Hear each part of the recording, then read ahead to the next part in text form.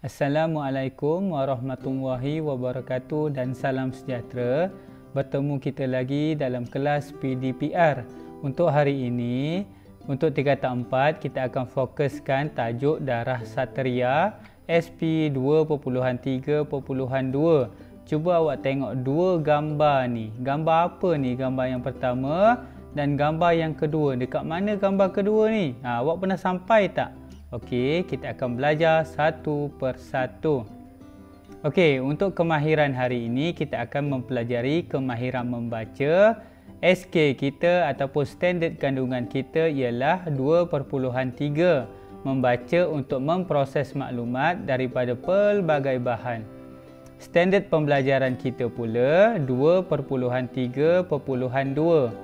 Membaca dan membanding beza maklumat daripada pelbagai bahan teks dengan betul. Untuk hari ini, pada akhir pelajaran, murid-murid akan dapat membaca pelbagai bahan menggunakan teknik bacaan kuek. Pernah belajar tak teknik bacaan kuek? Mengenal pasti perbezaan serta persamaan maklumat dalam pelbagai bentuk teks dengan betul. Okey, ini adalah teknik bacaan kuek. Q-U-A-C-K. Cikgu rasa kita dah pernah belajar dalam kelas sebelum ini.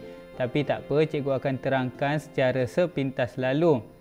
Teknik ini menggalakkan pembacaan secara aktif kepada teks yang berbentuk fakta, membuat pertimbangan terhadap maklumat dan menandakan maklumat yang tertentu. Q-U-A-C-K ini mempunyai makna tertentu. Q ialah question mark ataupun tanda soal, U underline gariskan, A asterisk tanda ni bintang, C circle bulatkan, K keyword kata kunci. Q letakkan tanda soal pada perkataan, rangkai kata dan idea yang kabur serta tidak difahami. Kalau awak tak faham, awak gariskan underline, awak gariskan takrif. A asterisk. Asterisk ni awak letakkan pada maklumat atau idea yang penting atau menarik. Kalau awak rasa maklumat tu, fakta tu menarik, awak letakkan tanda asterisk. Circle, bulatkan. Bulatkan fakta dan definisi penting dalam sesuatu bahan. K keyword, letakkan huruf besar K di sebelah kata kunci. Biasanya berhuruf tebal ataupun berhuruf condong. Senang je sebenarnya teknik kuek ni. Cuma awak kena faham dan kena tahu bila nak letak Q, U, A, C dan K. Seterusnya, untuk hari ini, arahan pertama. Baca bahan 1 dan bahan 2 berikut secara luncuran terlebih dahulu. Setelah itu, anda dikehendaki membuat tanda-tanda yang diterangkan dalam teknik bacaan kuek dalam petikan tersebut. Anda diberi masa selama 25 minit. 25 minit lama tu, mesti boleh buat. Okey, kita baca dulu Fort Margherita. Kita serang dari sungai. Aku sudah beberapa kali menjala di sini. Ya, aku sudah tahu benar keadaan di situ. Aku pasti kita berjaya mendaki tebing tinggi hingga ke kubu. Kita bergerak malam ini. Suntung memerhati berbola mata 7 orang rakan pejuang bergilir-gilir. Suntung yakin sesungguhnya dia dan rakan-rakan akan berjaya sekali lagi. Cekapnya 8 orang pejuang bekas Ranger Sarawak itu memang tidak boleh dipertikai. Setelah pembubaran Ranger Sarawak, pejuang itu memenuhi dada dengan ilmu persilatan. Pada malam penentuan itu, kecekapan, pengalaman dan ilmu telah menjayakan pejuang-pejuang mendaki tebing curam, berlumut secara senyap. Belukar dan siratan akar-akar kayu dirempuh dengan mudahnya. Suntung dan rakan-rakan bersiap sedia dengan rifle dan machine gun. Muncung dihala setepat-tepatnya ke arah pengawal yang sedang berjalan mundar-mandir di atas benteng panjang di sebelah kiri kubu. Dengan isyarat tangan, Suntung memberikan arahan untuk menembak. Gema tembakan bagaikan bertih digoreng, tepat mengenai sasaran. Pengawal di atas kubu jatuh satu persatu. Kemudian naik beberapa orang lagi ke atas benteng. Tembakan berbalas dari Fort Margarita. Suntung melontar pula bom tangan sekuat hati. Bom jatuh di dinding dan menggegarkan kubu. Tembakan dari arah kubu semakin rancak dituruti dentuman bom. Cis, ku rasakan musuh durjana. Cis, kau rasakan ini musuh durjana. Suntung geram. Suntung semakin bersemangat dan geramnya menggila untuk memusnahkan kubu. Dia berlari sambil menembak dan berguling-guling berlindung di tanah tinggi rendah. Dengan semangat dan keberanian di tahap puncak, dia menghampiri kubu dan melontarkan bom. Semangat dan keberanian dia menghampiri kubu dan melontarkan bom tangan sekuat tenaga. Nah, kau rasakan dentuman bom ini, jeritnya bersemangat. Sasaran tepat, bom melambung tinggi dan menjunam di tengah kubu.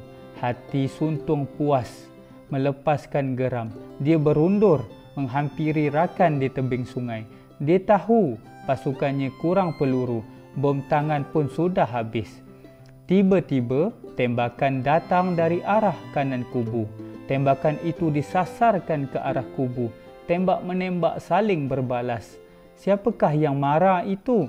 Tanya salah seorang rakan pejuang. Ayuh, kita berundur menuruni tebing curam. Itu tentera Maeda. Biar pemusnah memusnahkan perosak. Jangan ganggu tugas mereka. Suntung bergerak ke arah tebing tinggi dan turun ke sungai dituruti rakan-rakan tanpa cedera. Sumber dipetik dan diubah suai daripada cerpen Fort Margarita oleh Muhammad Ali Salim dalam karya Sastrawan 2011 halaman 95 sehingga 96 2012 Persatuan Penulis Nasional Malaysia. Itu adalah bahan satu mengenai perjuangan di Fort Margarita. Pernah dengar cerita pasal Fort Margarita ni? Sangat menarik. Nanti kalau awak nak tahu lebih lanjut, boleh Google Okey, seterusnya. Bahan kedua, halaman 150 dalam buku teks tingkatan 4 awak. Singapura diserang todak. Macam mana Singapura diserang todak? Todak ni sejenis ikan Hatta tidak berapa lama antaranya, maka datanglah todak menyerang Singapura. Perlompatan lalu ke parit. Maka segala orang yang di pantai itu banyak mati dilompati todak itu. Barang yang kena terus menerus olehnya. Maka tiadalah dapat orang berdiri di pantai itu lagi. Maka gemparlah orang, berlari-larian ke sana kemari, semuanya mengatakan, todak datang menyerang kita. Banyak sudah mati ditikamnya. Maka Paduka Seri Maharaja pun segera naik gajah. Lalu baginda keluar diiringkan segala menteri hulu balang sida-sida bentara sekalian. Setelah datang ke pantai, maka baginda pun hairanlah melihat perihal todak itu.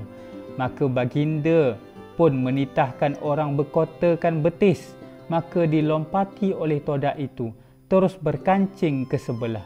Adapun todak itu seperti hujan, usahakan kurang, makin banyak orang mati. Syahadan pada antara itu, datanglah seorang budak berkata, apa kerja kita berkotakan bertis ini? Mendayakan diri kita. Jika berkotakan batang pisang alangkah baiknya. Setelah didengar Paduka Seri Maharaja kata budak itu, maka titah baginda. Benar seperti kata budak itu. Maka dikerahkan baginda, rakyat mengambil batang pisang diperbuat kota. Maka dikerjakan oranglah berkotakan batang pisang. Maka segala todak yang melompat itu lekatlah jonggornya. Tercacak kepala batang pisang itu, dibunuh orang bertimbun-timbun di pantai itu. Hingga tiadalah termakan lagi oleh segala rakyat. Maka todak itu pun tiadalah melompat lagi. Pada suatu cerita, pada masa itu todak itu melompat datang ke atas gajah Paduka Seri Maharaja. Ketika baju baginda, maka dia perbuat orang seloka. Carik baju dilompati todak, baharu menurut kata budak. Setelah itu, maka Paduka Seri Maharaja pun kembalilah ke istana. Baginda, maka sembah orang besar-besar, Tuanku, akan budak itu terlalu sekali besar akalnya. Sedang ia lagi budak, sekian ada akalnya. Jikalau sudah ia besar, betapa lagi? Baiklah ia kita bunuh, Tuanku. Maka titah raja, benarlah bagai kata tuan hamba sekalian itu, bunuhlah ia. Maka adalah budak itu, tak kala ia dibunuh, maka ia menanggungkan haknya atas negeri itu. Lalu ia pun dibunuh oranglah. Sedih cerita ni. Sumber dipetik daripada Sulatus Salatin, Sejarah Melayu, halaman 68 hingga 69. Diselenggarakan oleh A. Samad Ahmad, 2003, Dewan Bahasa dan Pustaka. Kenapa dibunuh budak tu kan? Tak apalah. Okey, seterusnya. Ini adalah bahan 3. Cuba awak tengok. Ni perang yang berlaku di antara siapa ni? Keganasan yang berlaku di antara siapa? Ini isu semasa yang berlaku pada masa sekarang. Siapa? Ni apa? Ni Palestin. Ni siapa? Awak faham-faham sendiri Okey, seterusnya. Untuk arahan kedua, berdasarkan ketiga-tiga bahan tersebut, anda dikehendaki mengenal pasti perbezaan serta persamaan maklumat dalam pelbagai aspek. Contohlah, cikgu dah bagi untuk aspek perbezaan ada daripada aspek zaman, daripada aspek peralatan yang digunakan, daripada persamaan adanya kesan. Awak gunakan daripada bahan 1, bahan 2, bahan 3, awak cari perbezaan dan persamaan. Okey, itu sahaja kelas kita untuk hari ini.